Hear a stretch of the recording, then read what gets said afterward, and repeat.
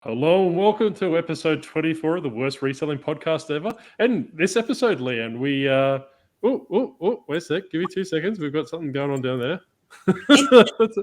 That's a bit awkward. So if you haven't already worked out, we're giving Blake the flick. It was an empty chair. What did you do? Yeah, I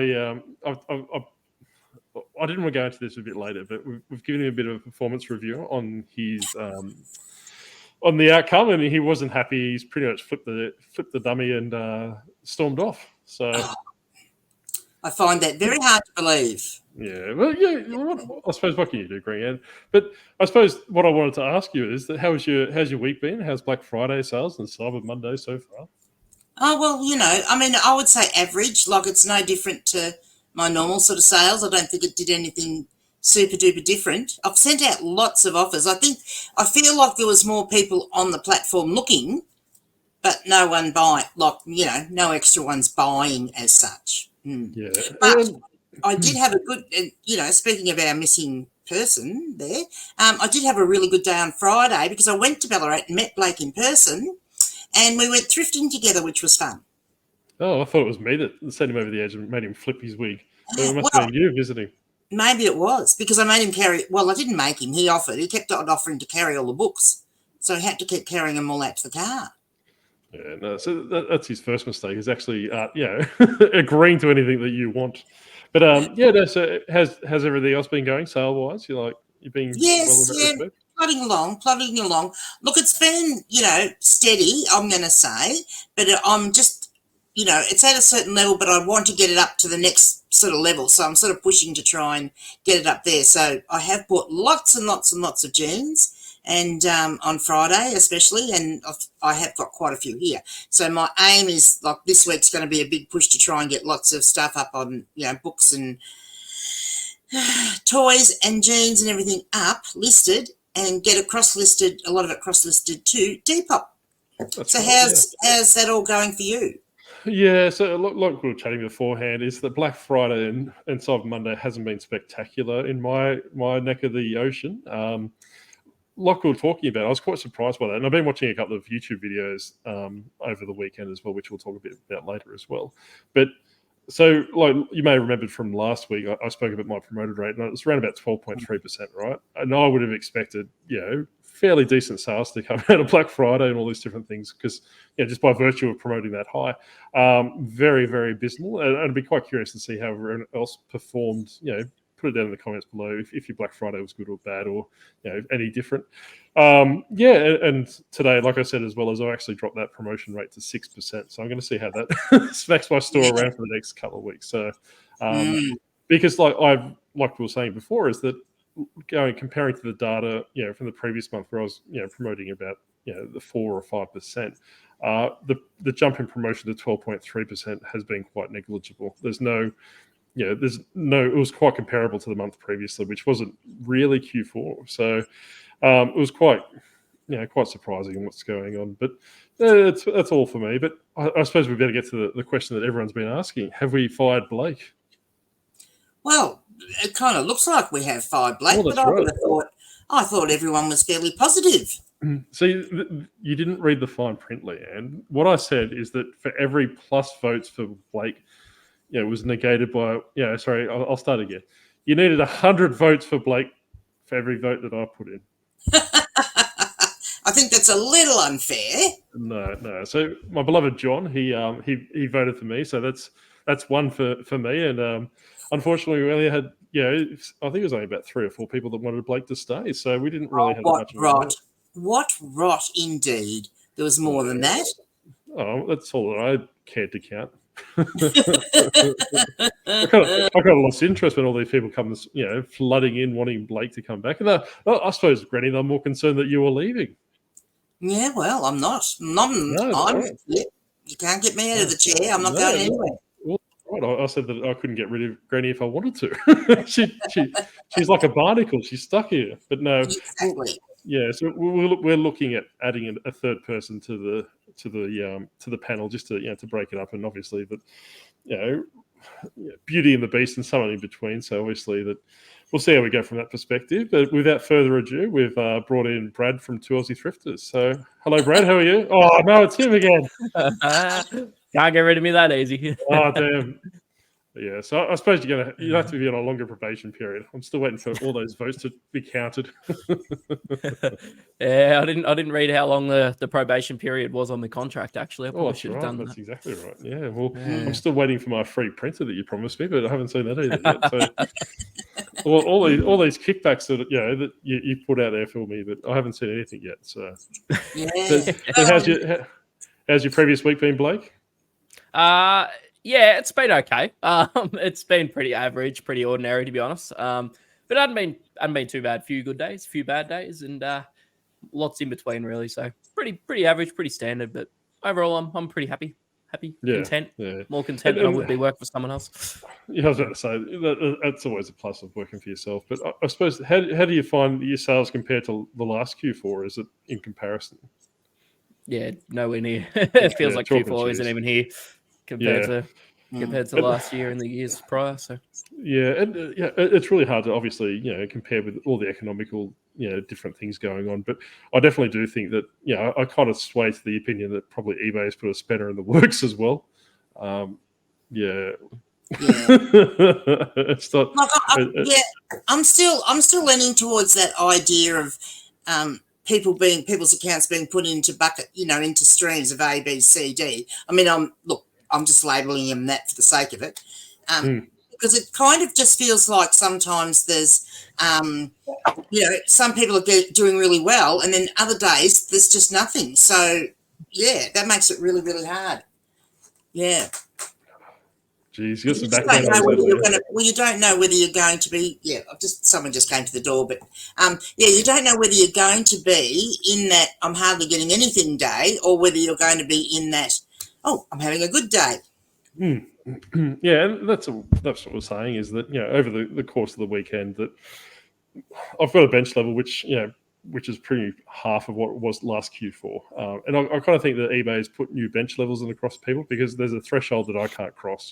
Like before, I used to have certain days would be just off the charts, and have a couple of quiet days, and off the charts again. But I'm finding there's a new lower threshold or a benchmark apply to the store, and be quite curious to see if anyone else is having that apply to them as well. I would absolutely 100% agree with that, because that's where I am too. Like, I'm just finding I'm getting sales regularly up to a certain level, but I'm just not getting over there. But I'm sending out so many offers.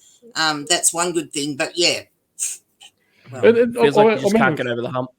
Yeah, that's right. And I'm finding the offers aren't completing because the people aren't biting, because I'll not, depending on the product and how long it's been sitting in the store after the factory reset or the nuclear reset that I'm doing at the moment, is that but even 20, 30, 40, 50%, which I thought would just clear out dead stock, people aren't biting.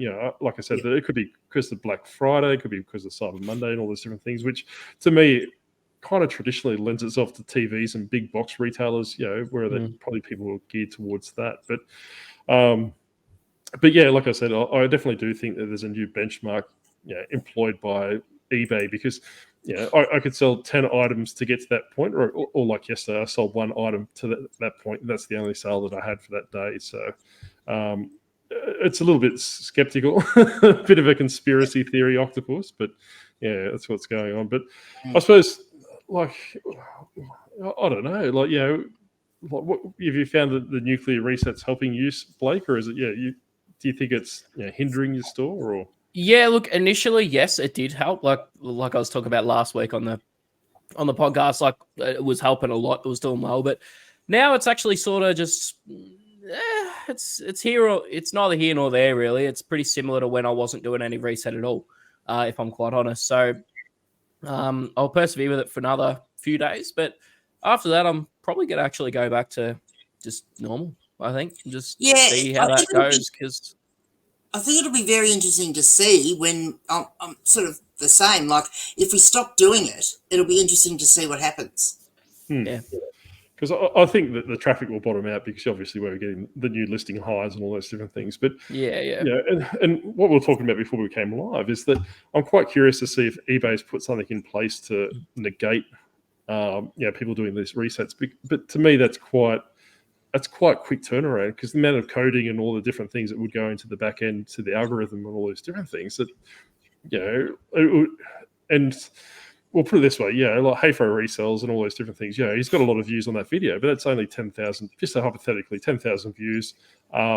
Out of that 10,000 people, maybe 500 does it. So it's not really a big drop in the ocean when you think about it. Like, not that many. It's not every second person on eBay that's upsetting the apple cart by doing these nuclear resets or these 4-day resets like Jeff and Jack's been applying. So, I mean, look, it's hard for me to say because my sales are up 62% on last month, but then last month I was only it was kind of like a short month for me because I had the recovery from my surgery and then I had COVID. So, I'm going to say I'd take 2 weeks out of that, but like it is well up.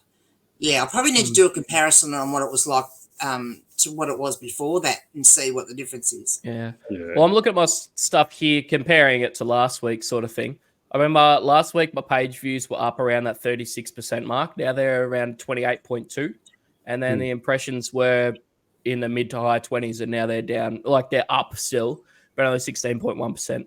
Compared to the last period. So it's still working from my perspective, right? Like from what I'm seeing, I'm seeing the traffic impressions and I'm seeing the traffic and all those different things and all those different things. But I suppose where it plays havoc is what I'm finding is that actually it impacts the click through rate and the sell through rate. Like if you look at the systems, so if eBay's moved to, well, that's right, the conversion of sales. But if eBay's algorithms moving towards like high sell-through categories, which I speak a lot of other YouTubers are banding around at the moment, the nuclear reset, if you're having potentially 2,000 page views per day, which is quite high and out of character for that store, and only one person's buying it, that algorithm that's how it's kind of slapping you around in the back end. So I'd be quite curious to see what's going on. But that's what I'm thinking, because like I could send out 80-something offers in, a 7 or 8 hour period, which is great, but I'll be lucky to have 1 or 2 of them convert. Like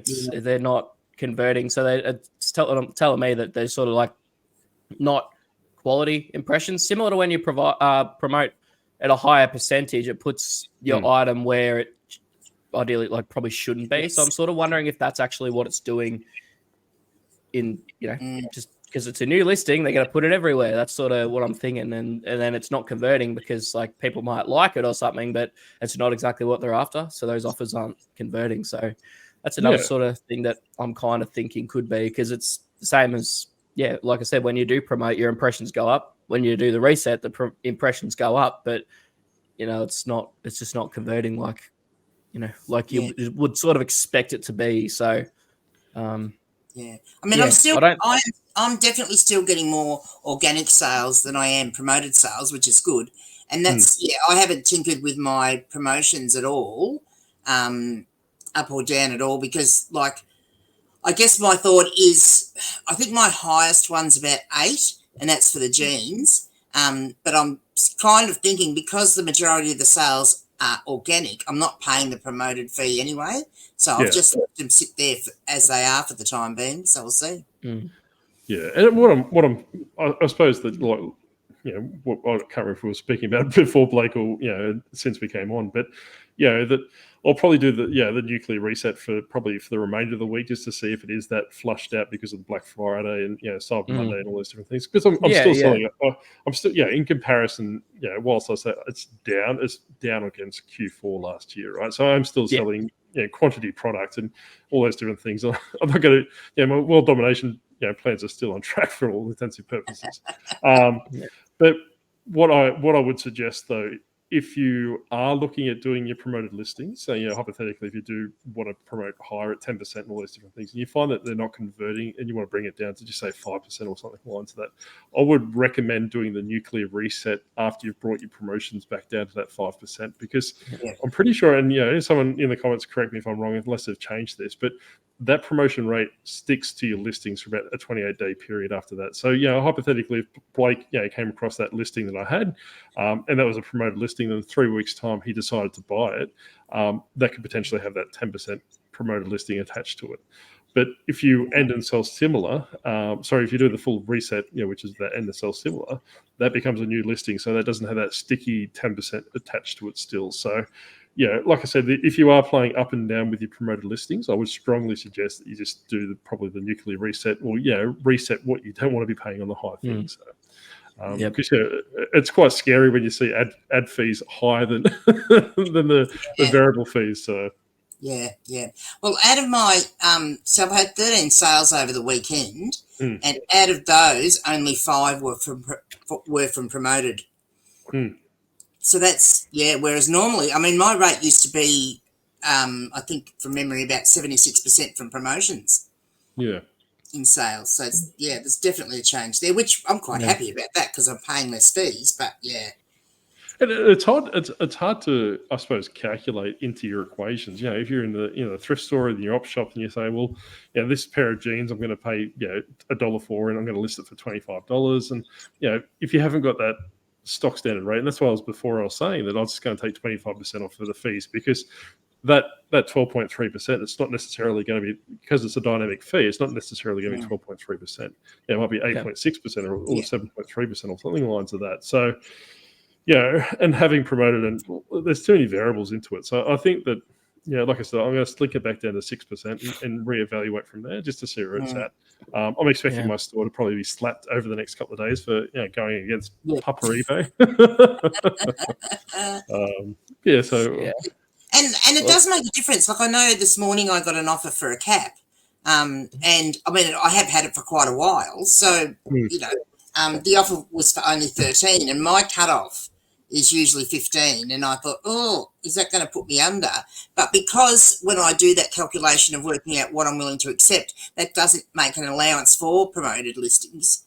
And because this one wasn't, it's an organic sale, I'm still going to make, I think I worked at $9 something, I'll make profit on it, versus I normally would have, if they'd come up to my normal 15, it would have been over the 10, which is what I like to do. But it only cost me $1. So, and I suppose the theme of the episode is that what we're banding around, because we're recording on the Monday, and today we're banding around like a topic because we couldn't really come to one. We were just basically, kind of stuck in our own little worlds all this time. So what do we come up with, Blake? You're the new guy. You can work out what we're going to talk about. Oh, God. So basically we're going to be talking about pretty much like alternate income streams and like diversifying your income, basically. So it's not just eBay, I think, is pretty much what we're looking to talk about, because it is an important thing to make sure that you do. You can't have all your eggs in one basket. Well, you have to earn your keep of getting paid zero, so you can start off. About what income streams I've got, or what? What's your thoughts, though? Do you think that people should be solely focusing on eBay? No, I don't think you should be. I think you should have multiple sources even outside of reselling itself. Like, you've got, if you're reselling and you're just on eBay, a good start could be maybe consider cross-listing or something like that. So it's still reselling, but it's still a different platform, I guess. But there's so many other things you can do out there. Like, you've got YouTube, you've got investments, real estate, anything like that kind of thing. Like, being able to diversify as much as you can is important, and you'll probably end up making more money in the long run anyway, rather than just having all your focus like in one spot. So that's my thoughts on it. Like, you just, because if eBay fails, then it's unlikely, but what are you going to have? You're going to have absolutely nothing to fall back on. So and I suppose bouncing off what you're saying there is that that's the big issue that I take with people, especially YouTubers and influencers, that say, hey, look, you need to focus on eBay because that's where the traffic is and that's where all the sales are and all those different things. Is that, like you've said, Blake, is that you could get banned, or you could basically lose your platform, or there could be any plethora of reasons to go, like, or Poshmark, for example, we were talking about a couple of weeks ago, is that it gets shut down and all these different things. So it's very how can I say this without annoying people or offending them? It's very I suppose very short-sighted, or I'll say short-sighted instead of stupid, Granny. How does that sound? Very short-sighted, just to put all your eggs in one basket. And like Blake was saying, is that YouTube's a long haul, right? So we're not expecting to become millionaires off this podcast by any means, but there might come a point that we do get monetized and start selling all these different membership options to you. We won't, but that's another platform that you could use for ad revenue and all these different things. Not necessarily targeting the audience and making them pay for services. You just by virtue of ad revenue, and then you can redistribute that into something else, to another adventure, all these different things. So. Even banking on, putting all your eggs in one basket with YouTube, I suppose you could probably argue the same point. So, it's quite competitive, and it's quite competitive across the market. So, and you can cross-pollinate too. Like, well, for me, any money that I make off of my YouTube channel, I put that into investments. So, therefore, I'm taking the money I got from YouTube, instead of just keeping it in my bank or just spending it nilly-willy, then I'll put that into another, not something else like investments or something like that, so I can grow that aspect as well. So, you can cross-pollinate and just have all these different income streams and that sort of stuff. Like, obviously not spreading yourself too thin, but you don't want to completely 100% double down on one thing and then that thing goes bust. Like, I'm a reseller that sells clothing. I could have easily gone, oh no, I'm not going to do eBay, I'll just do Poshmark, and then Poshmark shuts down. Well, there you go. I'm back in the workforce, because I can't run my business because I haven't, thought of other ways to do things.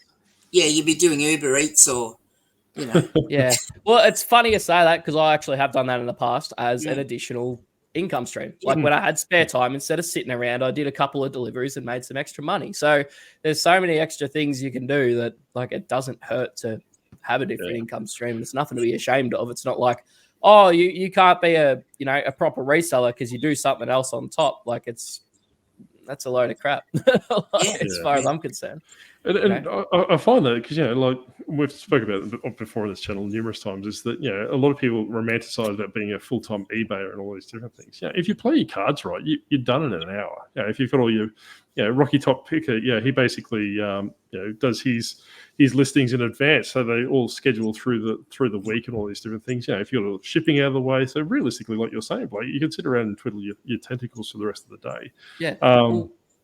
Well, that's what I've done too. Like, every now and then I'll have a big day where I'll do 120 listings in one day because I'm motivated.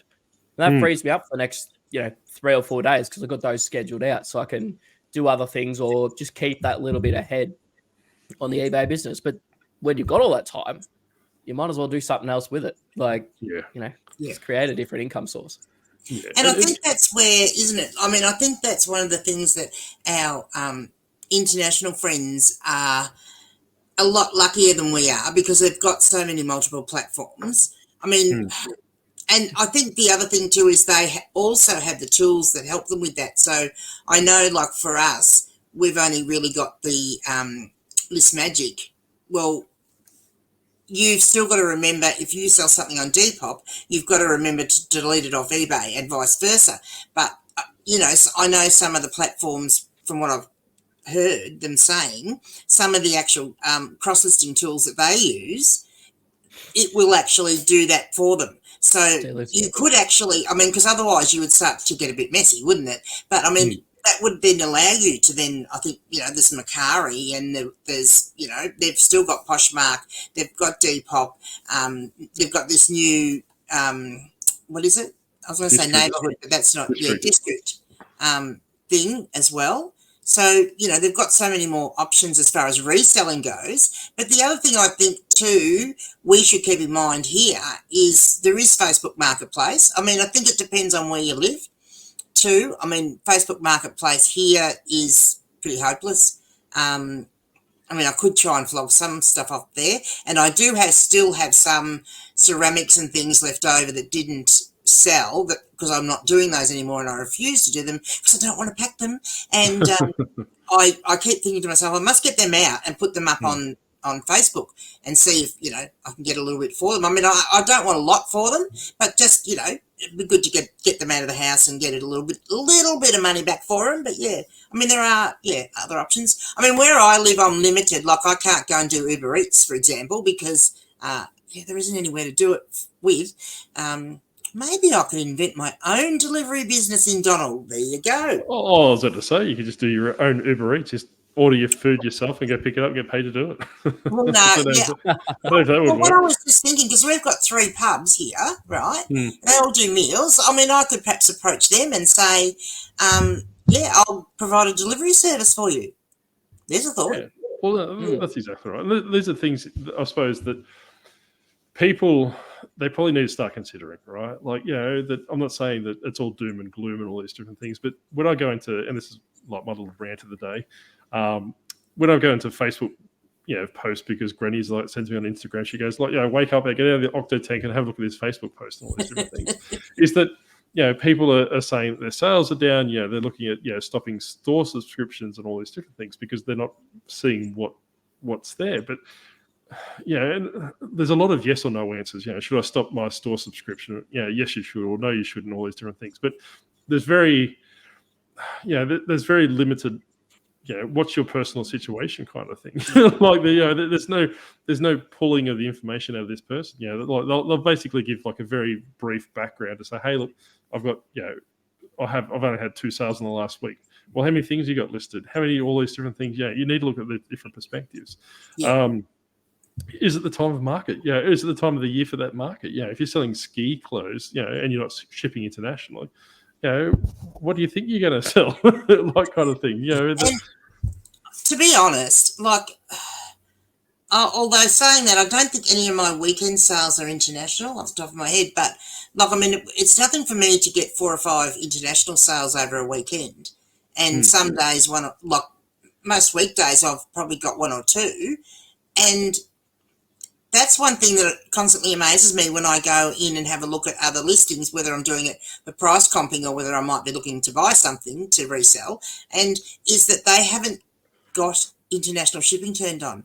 And I just think you're cutting yourself so much shorter with what your store could do by not doing international. But then it's a bonus for me because then I can go and, do a bit of sniping off someone else and then, flip that for myself. Well, that's right. And this is something that if I ever got onto Facebook, because I don't particularly like spraying my vitriol all over Facebook. But the fact of the matter is that you need to look at your own store, right? Like these are the things that, and I think that people that, and I don't want to upset anyone or point fingers or all these different things. If you're going to Facebook groups for I suppose business advice in the sense that you're going to change your business on the back of like a poll, I suppose, you're not going to have a good time. That you need to really that question with the store set up and all these different things. If she's going to downgrade or remove herself from a store, all these different things. That I didn't see anyone mentioning percentage rates. Obviously a store has the cheapest percentage rates. They got like listings and they got all these different accesses. How much do you sell? If you sell 3 things and you've only got 100 things listed and you sell 3 things, a store's probably not worth your time unless it's multi-quantity and they're high ASP items. But someone did throw in there saying, look, a store's not worth it unless you're selling $2,000 Australian or something like that. I haven't personally worked out the figures, but these are the things that person should be specifically asking. Looking at past performance, all these different things, and say, hey, well, maybe December or maybe November is a very quiet month for me. All these different things that I need to store and all these things. Like, you need to be very mindful of making rash decisions just off the back of asking a Facebook page. And I also think one of the things there is, it just reminds me of something that I did see on Friday, and that is, especially for people that are in, I'm going to say, that are newbies or not high level sellers, that may have started off in one category and then expanded perhaps to another category because they heard someone else was doing well in that category. And then also heard someone else talking about a third category, so they went and bought some of that. And then now they're going into even a 4th category. And I just think that is so dangerous, because if you're not making enough money off the categories that you're already in, and you keep adding extra categories just because you want to keep making more money, and you're hearing that other people are selling stuff in those categories, do you know enough about what you should be buying? Like, especially something like clothing, for example. Like, there's so many different things to know about clothing. What particular type of garments are the best ones to buy? Whether should you do men's clothing or women's clothing or both? How much room it takes to do it all. And it's just, I just think it's one of those things that always worries me with people that, I can't call them newbies that may have been doing it for a while but aren't getting where they want to be. But rather than looking at what they can do with their existing store and learning what they're doing wrong before they go ahead and start going into new things. And, clothing in itself is such a broad category, how many types of different clothing there are. And even in, people say clothing, and even they might say, like for you, like you say you sell mainly men's clothing, but I mean, how many different types of garments and how many different types of categories are you selling in? Because there are so many different things, like you've got pants, it's not like there's pants, tops, jackets, because it's not, because pants, there's sports pants, then there's jeans, then there's, there's all dress pants, then there's, And then in those jeans and stuff, you got different cuts, you got different, shapes and that. But I agree with what you're saying 100% about going into different categories, but I'm a niche seller. I've gone out of DVDs and stuff. I sell the one thing. I sell clothing and shoes. I guess it's two, but same. But basically, if you want to try a new category, there's nothing wrong with that, but don't over leverage yourself and buy a crap load of that stuff. Dip your toes in with a couple of things here and there, do your research, look into stuff, maybe try selling, 2, 3 or 4 things that you find in an op shop of that new thing and do as much research on them as you can before you go in and, completely do that. Like when I first started, I was pretty much just media, DVDs and stuff like that. Of course, obviously, I've gone across into clothing over time, but that's over a very long time. I'm still learning a hell of a lot of stuff that I didn't know. I learned a lot of stuff off of Grumpy Granny on Friday, because she sells a lot of women's stuff. I learned different things about different materials and whatnot, different styles and that. But there's just so much to learn in any category there is. So just don't over leverage yourself and go all in on that category. Someone said to sell women's clothes, so I'm going to go and buy this lot of 50 women's clothes for $500 on Marketplace. Yeah, when you don't know what's in it. And at the same, sorry, Octo, I'll just cut you off there. But at the same time, it's a worry because there constantly are messages coming up in those groups saying, "I'm selling my store. Do you want to buy it?" So it's a worry. You've got people that are wanting to go into those categories without knowing enough, and then you've got people that are offloading their stores onto them. Dangerous. I was just going to say, it obviously hasn't learned how to get a sense of style yet, and fashion sense, if you will. But the fact that, but you're right, Granny, and Blake as well. I suppose that I'm going to focus this train of thought, against people that probably have a full-time job now and looking at probably starting reselling, or they use reselling as a side hustle. That you need to spend the time researching, right? Don't walk into an op shop with $100 or a thrift store with $100 and go, "Oh my God, I'm going to spend this $100 and see how it lands," all these different things. Because you're going to probably walk out with minus $50 because you're just going to have to probably end up taking all that stuff to the tip and then just dumping it and all those different things and pay for that fee on top of it. And a lot of people say, "Well, it's a very cheap education that not to buy that in the future," but if you spent, just hypothetically, you're wanting to go into clothes or you're wanting to go into handbags or whatever else tickles your human fancy, research it 20 minutes and work out, reverse engineer, that mightn't necessarily be in your area. For example, in Canberra or Donald or wherever the hell Blake's from, look what's in that area. There's a lot of farmers in Ballarat, or there's a lot of farmers in Donald, but there's no farmers in Canberra that I know of. So the likelihood of me able to sell Akubras and a lot of rush poppers and all that different fashion thing would probably be more plentiful where you two are, opposed to me. Where my stuff is probably the I wouldn't say high-end designer clothes, but a lot more designer stuff that I would see than you guys would probably see. Yeah. So this is what I'm saying. Look at your market. Go specifically and say, "Hey, look." Don't jump on Facebook and say, "Hey, look," and this is probably a dig at one of Grumpy Granny and I's friends. It's that, we used to talk to this person that I'll call him a he. Granny will probably know what I'm talking about.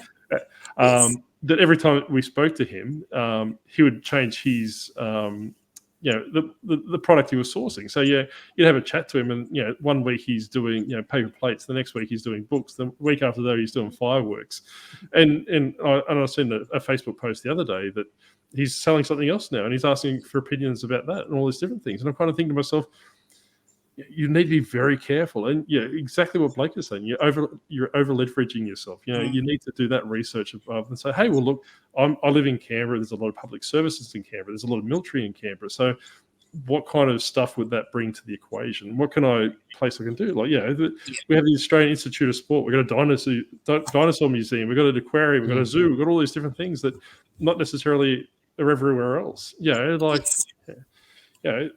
Just do some research. Spend possibly before if you are looking at starting, or you look, like you said to Blake, is changing into a different category or a different niche. Maybe spend a couple of hours, like especially if you've got a full-time job. It's a bit different if you've got no employment. You got to try and make some income quickly, which I don't recommend. Reselling is probably, like we'll talk about Uber Eats earlier. I think that's probably the better way to. If you're in dire straits, Uber Eats or Uber or whatever you need to do to basically get through that initial. Unless there is nothing wrong with it at all. I did it for quite a while, and to make ends meet while I was in between jobs at some point.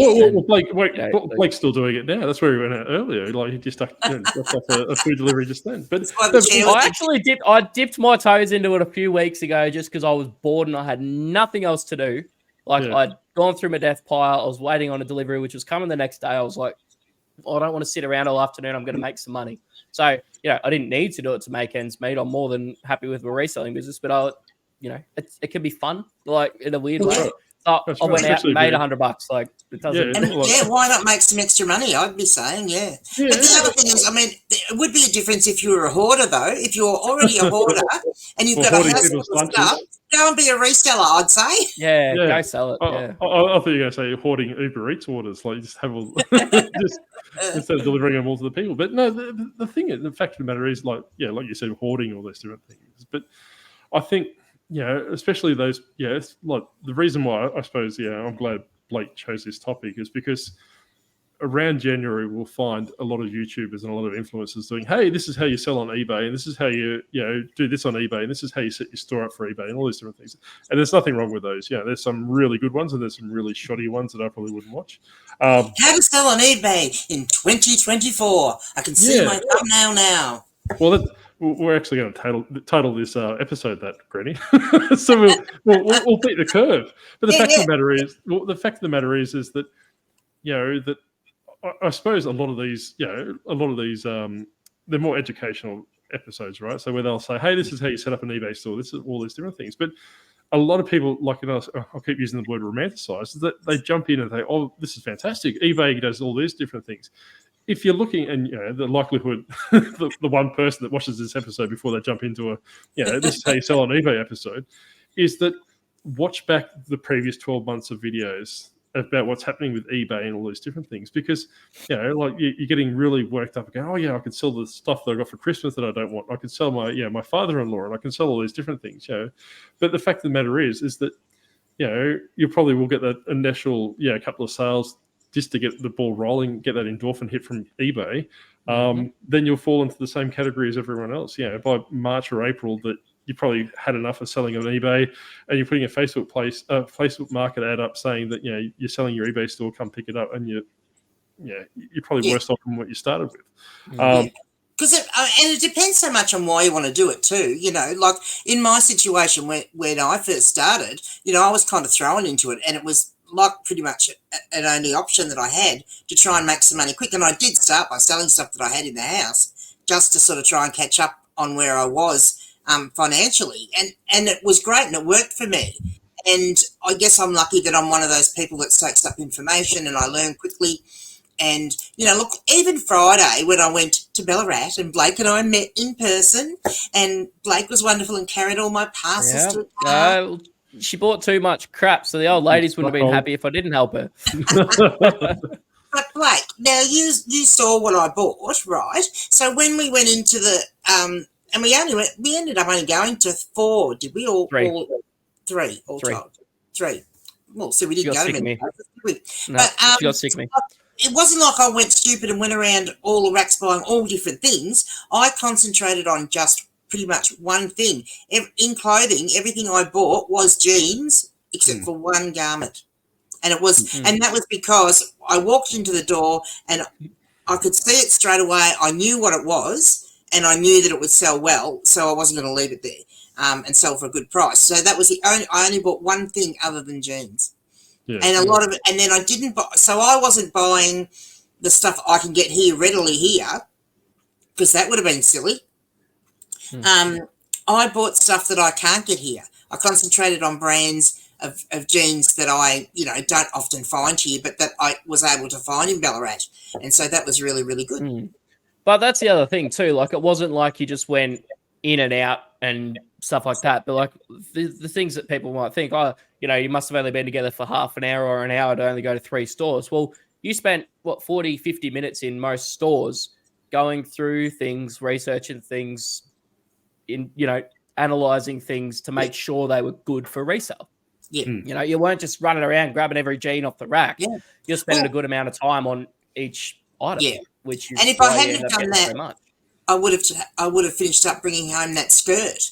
Remember that skirt that was really looked fantastic, vintage denim skirt, would have sold quite well for quite a decent sum of money. Got it up to the cash register and was holding up, looking at it, checking it out to make sure it was right. And the zipper was missing. It was just a bit of empty V where the zipper should have been. So, Yeah. So, anyone else remember the skirt?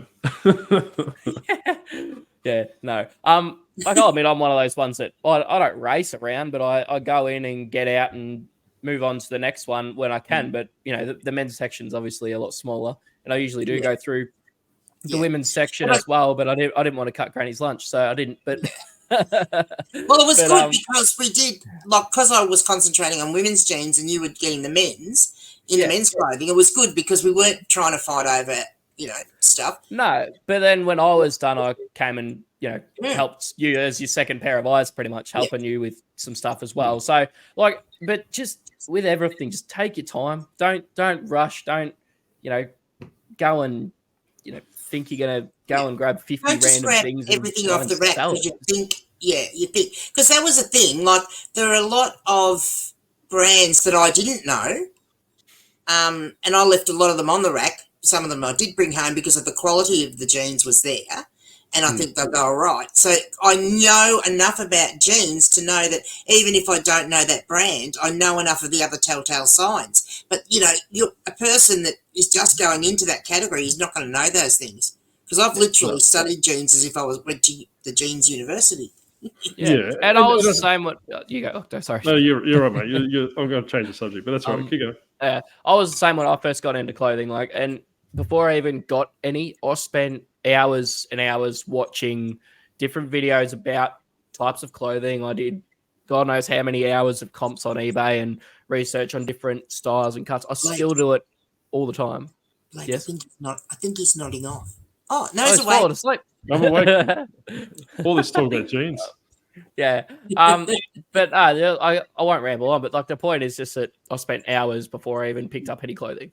And then I went through the store a few times, didn't buy anything, just learning about things. And it's god-awful boring. It's boring as all hell, but it pays off. Because now I can walk through a store and scan through and pick up things, chuck it in a basket and go home. It pays off. It makes you a lot better in the long run. And that was why it took me much longer to go through the racks. I mean, apart from the fact that the women's racks are 3 times as long, but because there was a lot there that I didn't know, I wasn't going to just bring home any old shit because then I have to try and get rid of it when I get home. And I think that's just, it's just that danger thing. You need to know a bit before you get into it, I think. Yeah, and I suppose what I was going to say before Blake continued talking, you're still on probation. But no, I'm going to give you humans more credit than what you deserve, I suppose. But everyone has a competitive edge, right? So, if Blake's into wearing really bad-looking shirts or Granny's into wearing hair rolls and all those different things, there's a good chance that you know something about a lot about something. If you collect things or you personally like sea glass or you like like gaming setups and all those different things. Use that competitive advantage. Like you mightn't necessarily have to go into the thrift store and buy stuff. You might be say, hey, look, I could do a little bit of eBay arbitrage eBay arbitrage or retail arbitrage, and say, well, this gaming part's underpriced or it's on special now, and the likelihood of it being in demand in the next month, I could probably double my money and all those different things. You don't necessarily have to go thrifting or go to the op shop and buy bunches of clothes or bunches of jeans and hey, I'll just work it out later. And I suppose that what I wanted to talk about as well is that eBay, Blake, geez, this is what happens. The problem with having 9 brains, you can't work out which one's talking to you. But Blake and I were talking on the weekend about John and Josh's eBay Power Hour, right?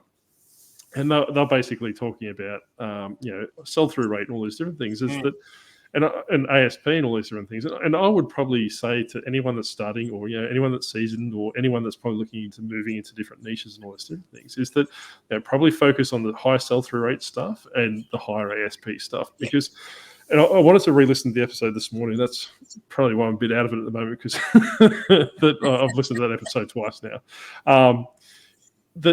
The fact of the matter is that Josh was saying is that you don't want to burn yourself out selling dollar items, all these different things. Like the stuff that you get from the thrift store that for $3 and you could list for $10 and all that stuff. I can't back that up enough, right? Because everyone's been there. From probably Blake's been there, Leanne's been there, I've been there, 100%. All these different things. Even now that I trip up sometimes and say, well, I can buy this manga book for $1 and I can sell it for $10 plus post, all these different things, but.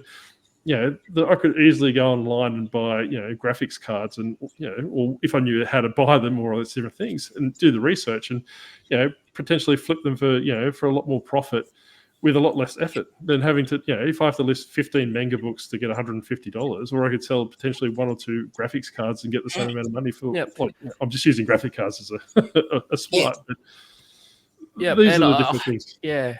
I've been there probably more than most people. Like if you watch my videos from when I first went full time in March, I was going over getting defensive in a way, saying like, I'm only getting this because I sell high volume and this, that, and the other. Well, I'm completely different now.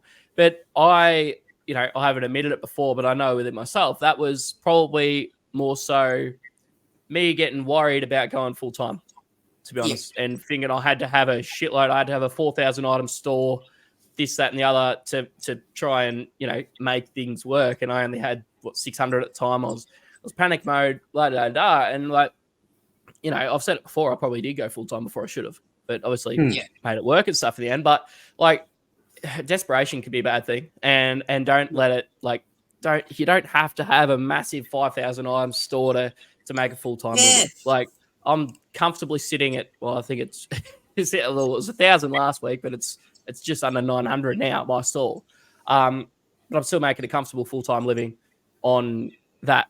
And, with still access to be able to invest and put into other income streams and stuff like that. But that's from sourcing more quality items, getting better connections, better suppliers, all that kind of thing, instead of running around grabbing, anything really that can potentially flip and make $2, $3, $4. And that's largely why I got out of media, because that was a lot of the stuff I came across. And I was putting a lot of time in for a little less reward. And it's not stuff that interests me personally. So I did have to let that go eventually. But yeah, like I 100% agree. Like focus on the higher sell-through rate stuff and that, because otherwise you're going to be discounting it until it gets to the bottom and you break even on it anyway after it's sitting for a year. So I'm still clearing that stuff. Before Leanne jumps in, I want to back something up. I'm sorry, Leanne, but high sell-through rate, high profit items aren't easy to find. We're not going to make that illusion for you. Like you basically say, hey, look, you should be able to walk into a computer store and make it this, find this part for $500 and sell it for $3,000. They're very hard to find for a reason, right? Because everyone's specifically after them. Yeah. And this, like I was saying earlier, you need to use competitive advantage that, if you know how to, sell Funko Pops, or you know how to collect all these different things, something that that you're personally interested in, like Blake was saying, is that, if he was personally into DVDs or into media like Uncle Wayno, I don't know how he does it. Exactly. Uncle Wayno makes a killing on DVDs. He knows what to look for because he actually is passionate about movies. Don't just walk into Just don't walk into an op shop and go, oh, DVDs are $1. I'm just going to take 20 home and hope for the best. You're going to, like I said, you're going to end up with less money because you have to go and dump them. Well, So, I had to offsell all my DVDs in a bulk lot for $50 to get rid of them. He knows what he's talking about. Makes a difference. That's what I did the rest of mine as well. And I can't remember the last time I watched a movie or anything like that because it's not something I do. And I'm not into movies. And like if I was and I was willing to put in the extra time to learn it, then I could probably go and sell a lot of DVDs and stuff. But it doesn't do anything for me. And neither does clothing. But there's just so much about it to learn that it really intrigues me. And, and it's practical for me to sell. And it's in such abundance. But don't sell something you hate selling because it's gonna feel like more of a drag. I think especially when you start, it's good to sell stuff that you know and that you like. Is a big help. But one of the things I was just going to say too is, like, be wary when you hear other people saying, when you're listening to other people talking and they're saying how well they're doing selling, say, clothes. Because, Blake's been doing it for quite a few years. So he is, we won't call him an expert, but like he's an expert in his own field of what he sells. And You've got an advanced knowledge, Yeah, exactly. Right. So, if you're hearing people saying, I'm doing like, don't automatically think, they're making money on that. But there's a reason he's doing so well doing that because he's got the knowledge, and it's a bit like Octo selling, Funko Pops. Like he's got the knowledge of what, good ones and bad ones. And what were those little things in the cans that you do? Oh, Funko sodas. Yeah, don't go. Yeah. Don't go there. And with Skylanders. With Skylanders. Don't sell Funko. Funko's going down. Don't sell Funko. You'll get held with the bad teeny babies. Yeah, you're an expert in Skylanders. Like, know which ones are good and which ones aren't. So you've got that knowledge. And you just killed my next point. Sorry. No, that's right. So basically, what Leanne was saying there was Skylanders, right? So what Blake was saying is that, I'm also in the store thing, right? Because when I first went full time, I was aiming for 2,500 listings. I think I got to about 2,200, all those different things. I'm currently down to about 1,300 now. I'm looking to get that to under 1,000, right? But the same reason what Blake was saying is that, you're handling a lot of low dollar things. And what Leanne was just saying then with Skylanders, and that's the example I was going to use, is that I like little action toys and, Skylanders. I'm very big on the video games and all those different things. So that, action figures and Skylanders and video games kind of smash those two niches, but I really enjoyed together. So I quite enjoyed looking at them, all those different things. Boys and girls, that's because he likes to put his little action figures, one of them in each tentacle, right. And then he can actually do little role-playing things with his little tentacles interacting with each other. You can do a full battle scene with 8 tentacles. I was going to say, you can't believe how many grumpy granny like this, and all of a sudden. But the fact of the matter is, like what Blake was saying, is that 99% of Skylanders go for $1.99 plus post. They're virtually worthless, right? So I bulked my store up with a whole bunch of $4.99 Skylanders plus post, and I ballooned my store out, right? So basically, I'm in the process now of going back and actually changing them into bundles. And what Josh and John were saying in that podcast that I was saying about earlier is that it costs you more money when you have to go back and revisit something, right? So, you've got to, you go, well, you've only paid the one price of those Skylanders. Like, if you're paying more than 10 cents a Skylander, it's not worth it, realistically. But the fact of the matter is that I've got to go back and, because before I was taking individual photos, probably up to about 6 or 7 or 8 photos for a $4.99 Skylander, which I get probably $1 or $2 after fees and postage and all those different things. Like these things go, like people buy a bulk of them, right? So they're not they don't normally go as single units. They normally go as a small bundle. But what I've done over the weekend is I've actually ripped them out and I'm actually downsizing the Skylanders.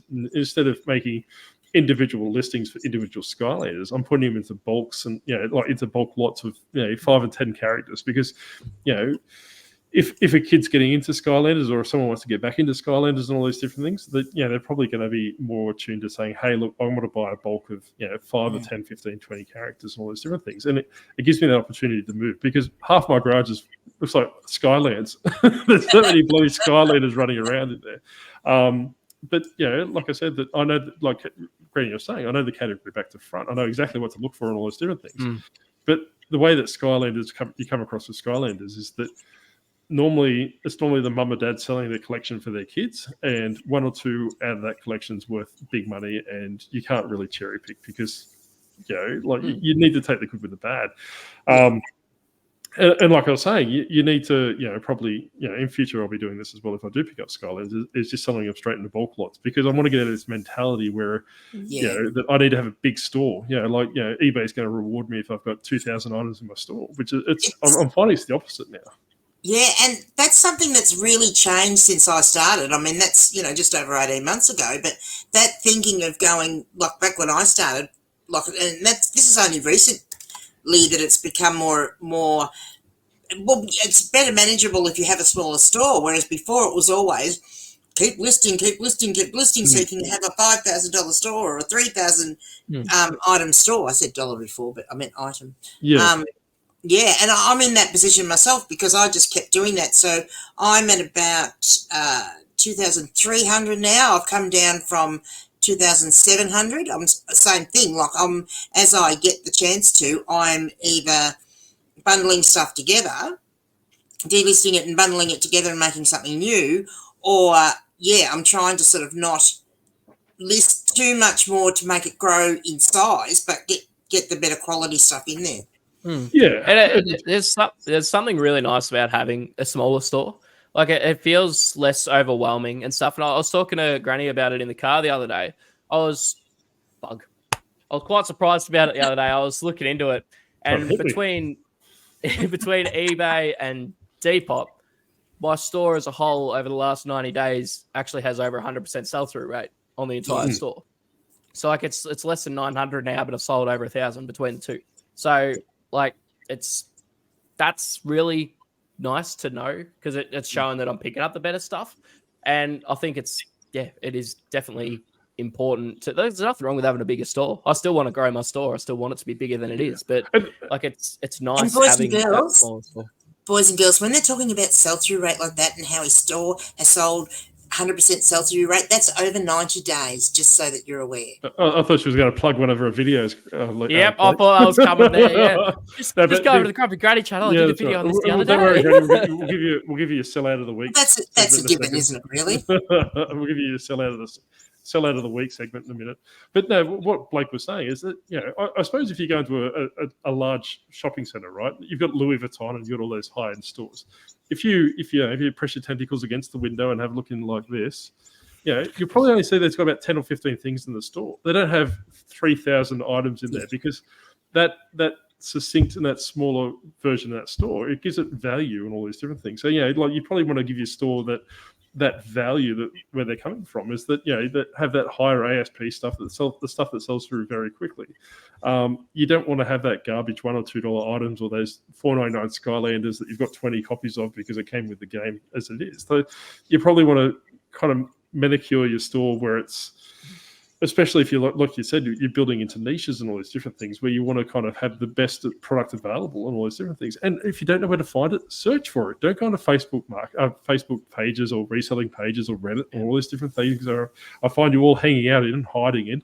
And saying, hey, look, I'm looking to move into paper plates, or I've been watching Blake and he's selling books, and I can't wait to get onto books. And it's kind of like, I've got no issue with you selling books. I've got no issue with selling with paper plates. Got no issue. I don't particularly care what you sell or whatever goes on. But the fact of the matter is that if you're watching an influencer talking about it, there's a good chance that every other person that, especially if they've got, 20,000 views on Blake's video talking about paper plates, then potentially got 20,000 other people looking for paper plates as well. So you've drowned your market out, all those different things. So, if you're particularly looking into niches, I'd probably look into channels that have like maybe 15 or 20 subscribers, those really grassroots ones where they do spill their guts. They don't have an audience to, basically spruik and say, hey, look, go buy this particular book because you'll find it everywhere. They're the ones that you probably want to start, interacting with and, watching those. Do your research. I can't stress that enough.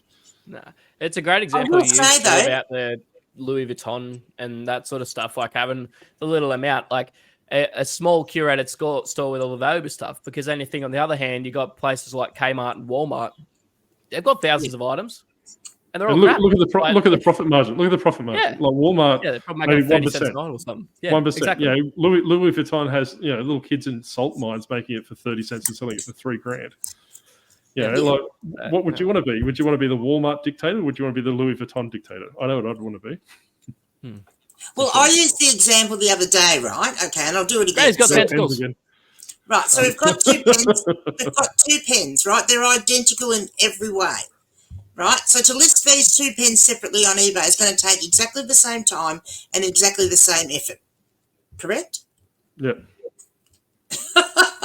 Octo. But this one is going to get listed for $1.99, and this one is going to get listed for $99.99, and they're both going to sell pretty quick. Like, in all honesty, which one are you going to list? Because you're taking the same time and effort. I'm going to list this one because, like, it's worth more money. Like, I got it wrong. I was going to vote the $1.99 pen. I was too. Otherwise, I'll get a negative feedback for selling someone a $100 4-color ballpoint pen. but I suppose that what Josh and John were saying as well is that if you have a multi-quantity store and you're making $1 per unit or $2 per unit, and you've got like Greeny was saying there, you do one listing, you spent the same amount of time creating a listing with 100 units and all those different things. That's potentially a good place to be. You don't want to move, and like what Josh was saying, the long term, eventually making $1 or $2 profits, they're going to get chewed up by inflation. They're going to get chewed up with all these different other fees and all these different things. So if you want to get a short-term cash injection and you can say, hey, look, I can buy $100 pens and sell them for $3 each and make $1 profit on them, clear through them, but reevaluate when you've got through to the end of them. You don't necessarily want to be buying thousands and thousands and thousands of units where they're going to sit around for years, and by they're going to diminish in value over time. So you need to be very careful about that for multi-quantity stores as well. Correct. You could? What is going on? I don't know. I was going to say it's not very lifeless. I've got a bit of a migraine, so everyone hasn't worked that out yet. But that's why I'm a bit different colour today. Octo, it's not. I think it's not me falling asleep today. I think it's. Oh, Blake. Hey. Oh, jeez. No. He's still under probation. I fall asleep there for a minute. Yeah, don't blame him. No, that's good. I'm good. But I suppose that I do want to bring one point up, and neither of you reminded me, regardless of me telling you yesterday to remind me. But I forgot. being known for something, and this is something that I was going to piggyback off the Skylander thing, right? Was that before a couple of episodes ago, I spoke about my Lego store. I wanted to be known as the Lego person, right? So if you want a Lego, you come to the Octopus, or if you wanted Skylanders, you come to the Octopus, and that kind of thinking, pretty much. And I got caught, where I should have learnt the first time. I got caught up again with, where I was doing it with Lego. And like I said before, is that I kind of had that set and forget mentality where I just put it up there, and it used to have sales come flooding in, and I had a competitor come in, all those different things. So the tides changed on that one. And I also fell into that mistake with the Skylanders, is that I wanted to be the Skylander person because I knew all the stuff about Skylanders and all those different things. I didn't set and forget, but the fact of the matter is that it kind of gives you a false sense of security where you think you're the person that knows everything, all the the market trends and all those different things. But I think you kind of want to.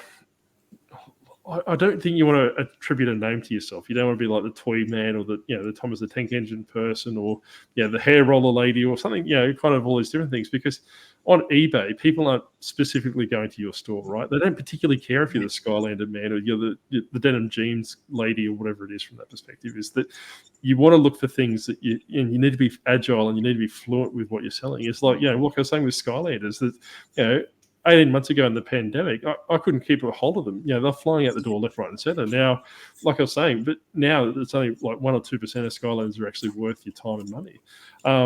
Like I said, it's a very valuable lesson that I'm quickly learning, is that I need to be more agile in what I sell and all these different things. If you start attributing a name to yourself, you become comfortable and you stay, well, that's what I'm known for, and that's what I want to be for. I want to be known as the Skylander person, or I want to be known as this kind of person, or I want to be known as the Octopus that does this kind of thing. But that in itself, that kind of mind, that kind of thinking becomes quite dangerous, because you're not agile enough. Because you got a like false sense of security, or you're in your comfort zone, all these different things. You need to be constantly evolving on eBay.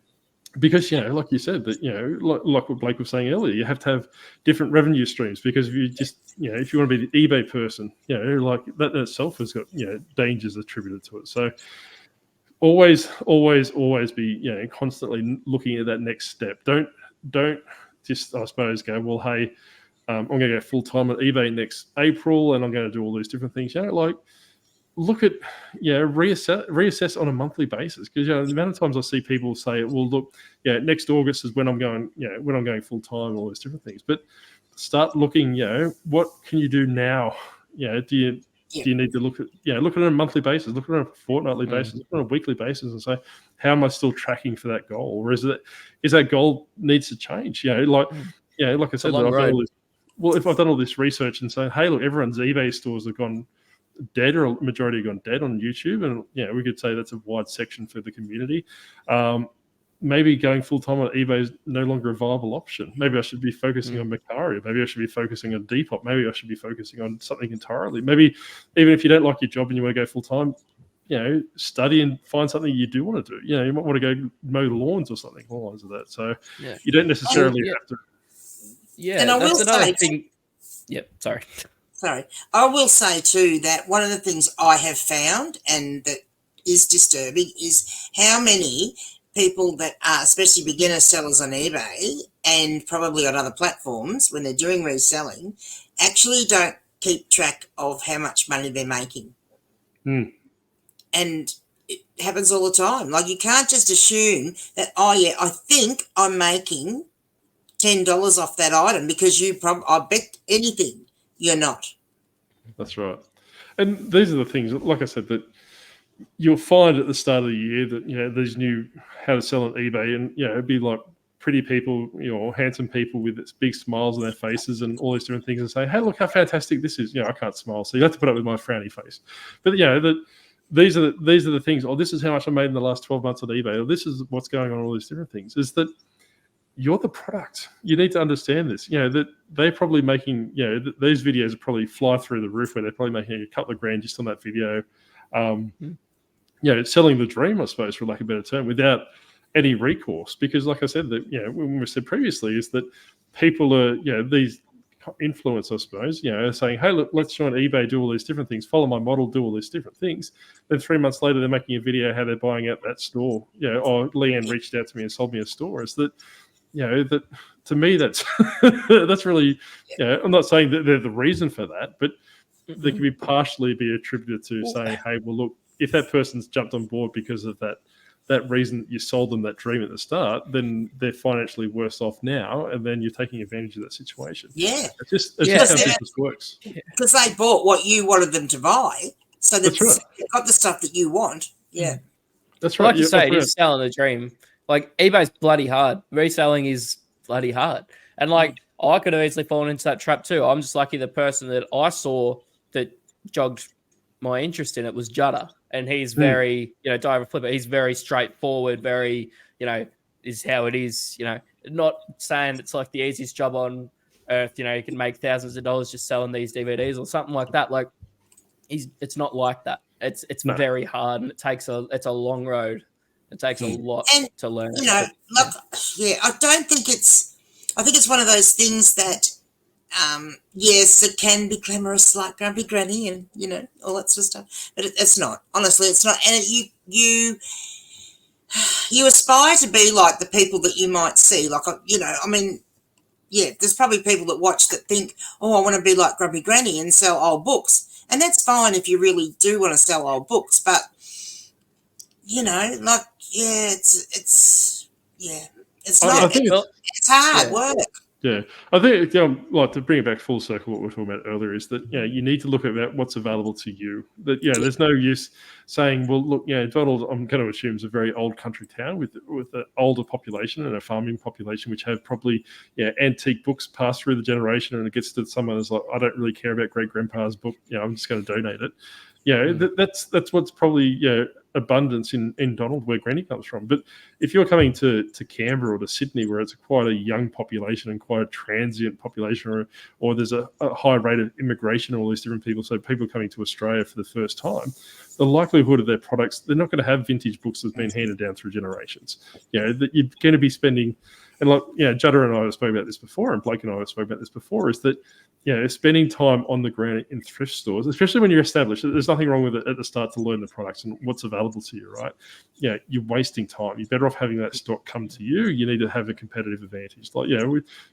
With Blake, reverse engineer what he does. With Granny, reverse engineer what she does to make her business work better. This is what you need to look at. And going into Facebook groups and asking them, what should I do? What do you think of this? And all these different things. By all means, ask questions for opinions and all those things, but don't make decisions primarily on what 3 or 4 strangers have said to you. and have a look and see who those opinions and what that's coming from. Like it could just be some guy that's in a worse situation than you are, giving you all this stuff because they heard it from this YouTuber saying this thing 2-3 weeks ago. Like it's and you honestly, don't know who it is. Yeah, and probably if you've got to go into a Facebook group at that point and ask and about, what do you think about me going into this category? Well, honestly, reselling is probably not what you should be doing. No, and there's nothing just like I said, that I think everyone should have a go and everyone should have a side hustle. I think that's probably the way that the world's going, that you probably need more than one employment stream, I suppose, or income stream. And there's nothing wrong with asking questions. Hey, I'm a new reseller. I'm looking at potentially doing this. Does anyone give me a direction? We'll go watch Grumpy Granny on YouTube. We'll go watch Blake on YouTube. We'll go watch the Octopus. We'll go watch Two Aussie Thrifters or whoever else you want to watch on YouTube. But like I said, you need to look at it from primarily an entertainment perspective. If they're saying, hey, I went to the garage sale and I picked up this on the weekend and all these different things, the likelihood of you finding that is pretty much none, unless you're picking up, memorabilia or advertising materials for a milk factory that's in Donald that you can only get from there. There's probably a good chance that stuff's everywhere in Donald. But that you need to be very mindful of what people are telling you and all these different things. I'm not saying they're all out to get you or they're trying to lead you down the garden path or anything along the lines of that. Is that you need to look at it from your own perspective and say, hey, look, I live in this place. What's going on? Well, there's a lot of farming communities. They might have jeans, or they might have a lot of high end R.M. Williams stuff and all these different things I could potentially sell. Or I live in the city where it's quite transient, so I can put out things on letter poles and letterbox drops and all these different things saying, hey, look, if you're moving out, I'm buying furniture to flip, or I'm buying video games and all these different things. These are the things that you need to think outside the box. With sourcing different things, and look at the prices that they're selling for. Don't be romanticized saying, hey, look, I picked up a whole bunch of Pokemon games for this. Then you get home and they sell for half of what you paid for them, because it's probably a reseller that sold them to you in the first place. So 100%. I just think, so this kind of circles back to where we started, which was alternate streams of income. I think regardless of what you're doing, if you are reselling, and regardless of whether you're reselling just on eBay or on eBay and Depop, say, or doing Facebook flips, I do think you need to have that backup plan. What if eBay went kerfunk all of a sudden, or look, maybe they get hacked and the platform's not working. What do I do? Because I'm reliant on that $200, $300, $400 a day coming in. What do I do then? And, having a backup plan is key. Oh, yeah, for sure. And it could be, a side hustle, or it could be studying and stuff. Like for me, I'm quite happy being a full-time reseller. I want to stay doing this, but I'm also just about to finish my qualification to be a real estate agent. So, if I need to get out of reselling, then I've got something to go into there as well. So, I've been doing that studying alongside my reselling, and that I haven't obviously told everyone about it, but it's, we've all got something else going on, But I suppose, like I said, well, that's right. Sorry. Well, I was going to talk over you anyway, but you're 100% correct there, Blake, is that, because, that's my favorite saying, but the fact of the matter is why can't you be a real estate agent? A casual one on the side. I think there's this mentality that once you're a full-time reseller, that's all you can do. Exactly. It's not the case at all. Like, I've obviously done the course because it's something I've been interested in and that kind of thing. And obviously the whole police thing didn't work out. But it's something I've been interested in. It's something that I probably still will do in the future, but I've also done it so that I know more about the process for when I go and invest in real estate eventually and stuff like that too. So there's all different reasons that I've done it. Yeah. But, 10 years down the line, reselling might be in a totally different area. It's just an absolute cesspit. Nothing's worth anything. I think it'll always be around in some form, but I think it'll totally look different to what it is now. So I might be like, all right, well, I've had enough. It's done its dash. It's been good for me. I've done it for what I've wanted to do. I've achieved what I've needed to achieve, but now it's time to move on to something else. And then I'll go and work in real estate or something like that. So there's nothing saying that you're stuck in this path forever. No. I'm not stuck selling pre-owned clothing on the internet for the next 70 years. Like, it's not. No, that's right.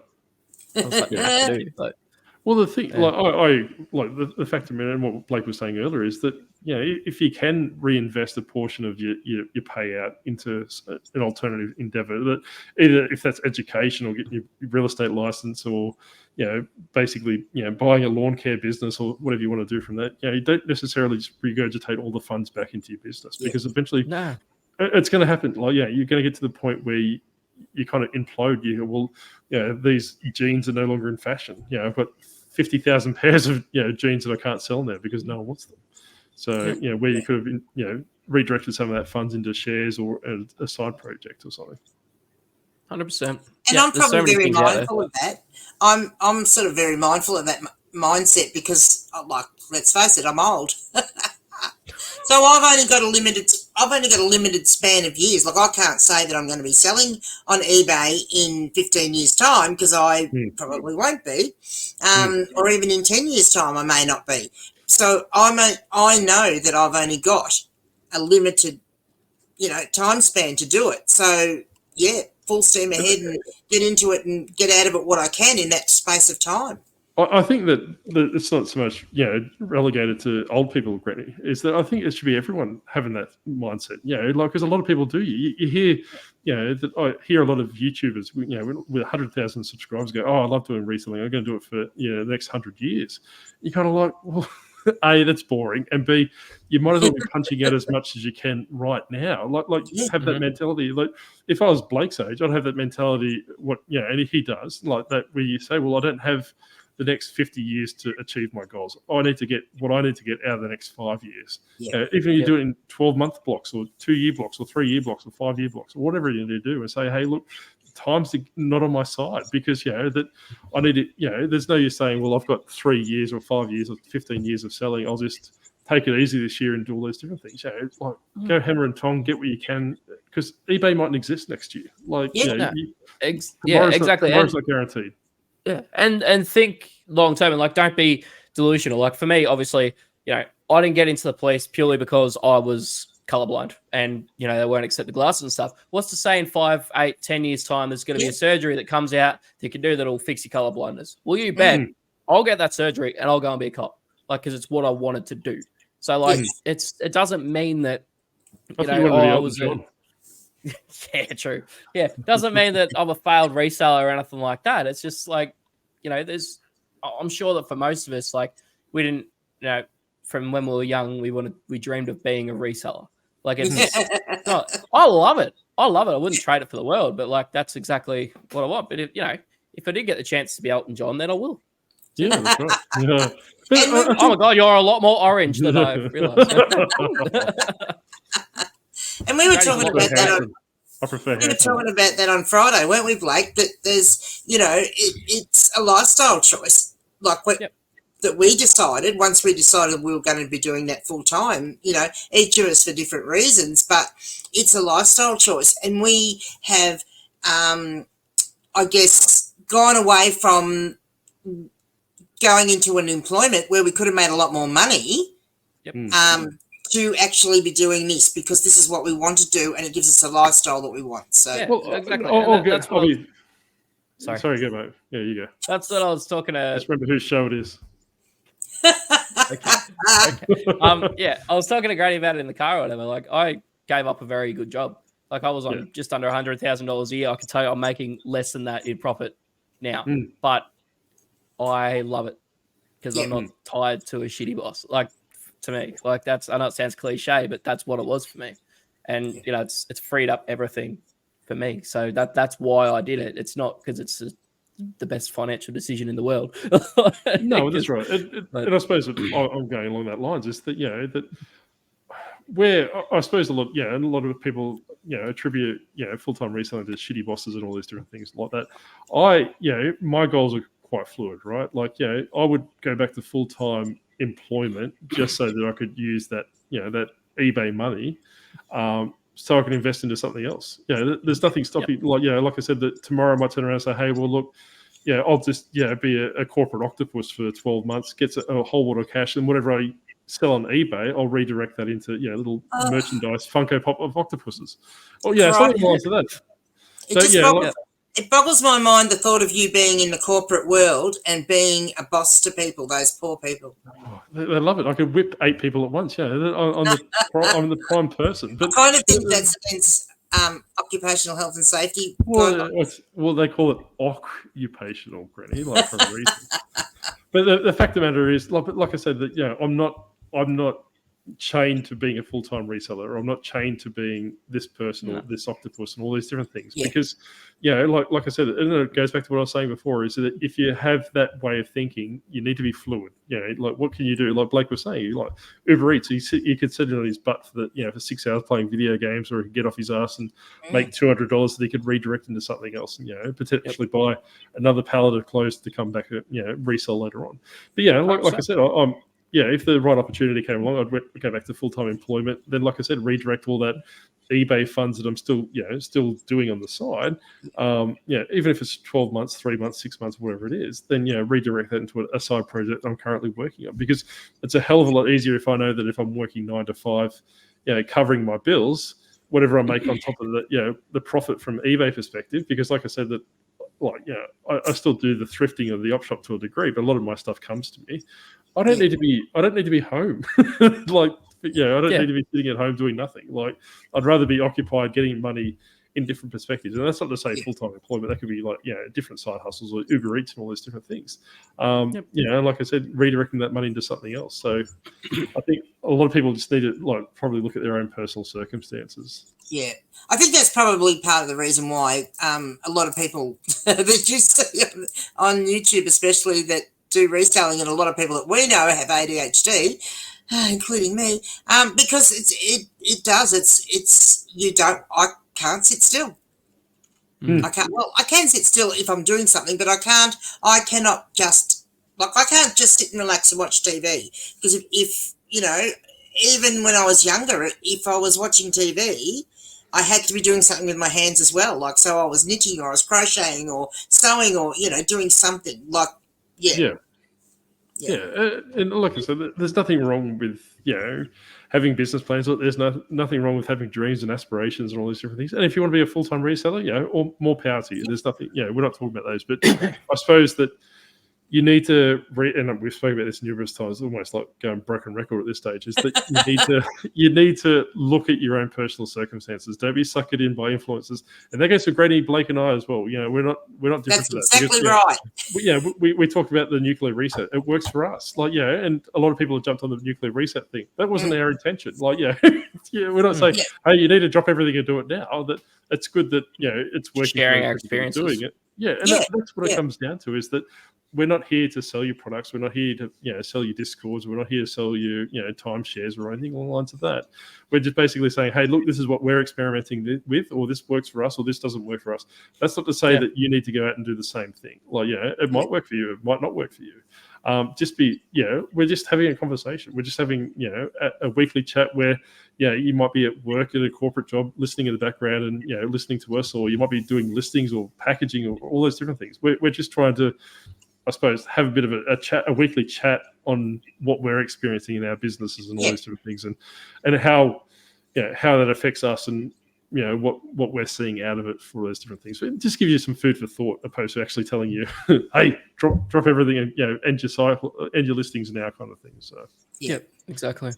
Yep, that's Very exactly true. why I got away from a lot of the tutorial stuff on my channel, just because I'd have a couple grumpy people coming to me and be like, well, I do it this way and that way and la da da, but you're saying this. I'm like, that's cool. I don't care. This is how I do it. I'm sharing how I did it, but it doesn't mean that you have to do it. But you got to realize too that if you are putting it out there, then people are going to listen to you, whether or not you necessarily want them to or not. But that's right. Yeah.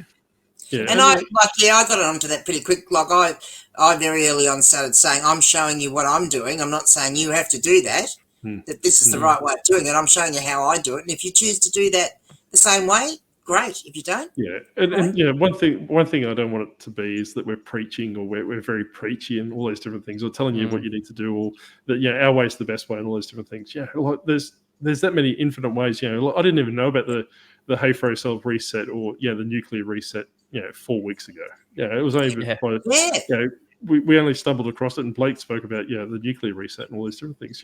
We're willing to try these things on our store. Like much probably to a detriment, like in the longer term. But these are things that we certainly don't want to come across as holier than thou, do we? Yeah. No, that's exactly right. Like we're not portraying that we know everything and all these different things. And I said, that you need to be mindful of what content you ingest and what you're paying for people and all these different things, because they may have the right intentions, but that might not be the right product for you.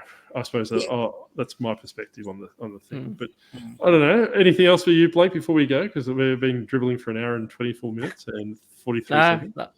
I'm pretty good overall. Yeah, just don't rush into anything. If that's all, the one takeaway, don't rush into anything. Just take your time and stuff, but also don't get tunnel vision and just eBay's the be all and end all. Like there's I agree with that. I agree with that, Granny. So that's why we've got Blake on probation still. We're not going to rush into things. Oh, dear. So as long as, I suppose, I will fold to public pressure that, that if Blake wants to stay on the podcast, he's more than welcome to stay on the podcast. I'll say it right at the end, because then everyone has to listen to the right at the point. No one else will be here. Yeah. That's right.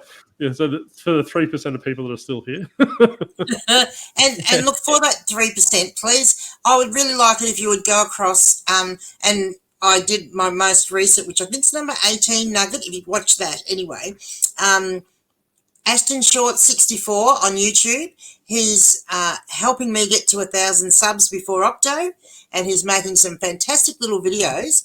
And Octo's actually set him a challenge that if he gets to 100 subs before the 30th of November, or on the 30th of November, which is not far away, he'll let him make us a little video intro for the podcast. So I really would like to see that happen, but we need some more people to go across there and sub to his channel. Pretty please. Thank you. Yeah, so have a look at his channel. Like what is he, 10-year-old? Did you say? He's 10. Yep, he's 10. So like I said, he's trying. He's trying to he's all doing a little side hustle himself. So we're more than happy to support him in his plight, even though he's wrong, back in Granny. But hey, what can you do? But anyway, on that matter, I think we should slither off into the horizon. Granny, what do you think? I think so. Need to get back and get some work done. That's right. That's exactly right. All right, everyone. Goodbye. Bye.